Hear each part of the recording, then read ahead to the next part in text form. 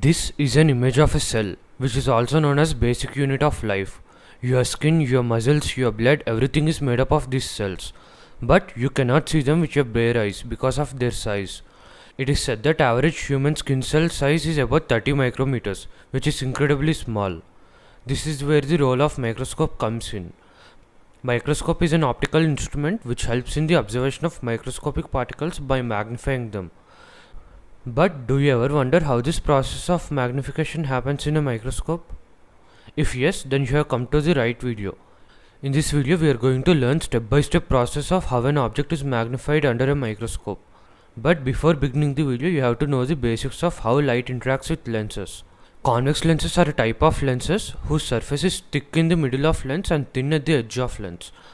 Convex lenses are also known as converging lens because they converge incoming beam of light.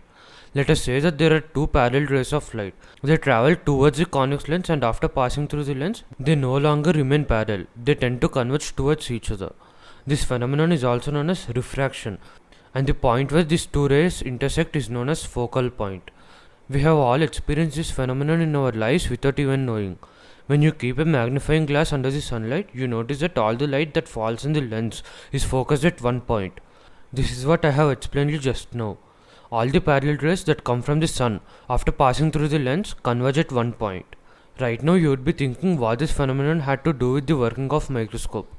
There are two convex lenses in a microscope arranged like this with respect to observer's eye and object. So what happens is that when light from the object enters the first lens, which is also known as the objective lens, it gets converged towards a point. Let this point be A.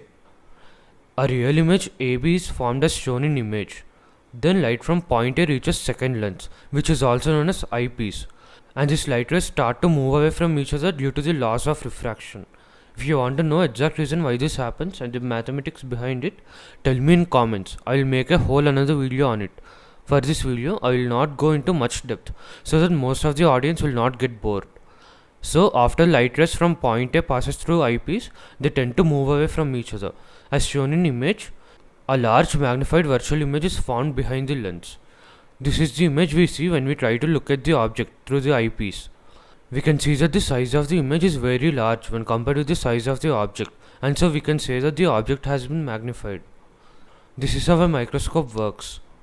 Tell me in comments if you want to know mathematics behind it. I'll make another video on it. Now you know how a microscope works, right? But do you know how the distance between two planets is measured? We cannot use a meter scale to measure distance between two planets, right? Then how did scientists measure distance between Earth and other planets in our solar system? Click the video shown right here to know the answer. So much of your time is also not wasted and you will get one more new thing to learn today. So go and watch that video. And before going to that video, don't forget to like this video and also share this video with people who are interested in physics. Now go and subscribe to this channel so that you would know when I upload a new video. You can click on the video shown here right now.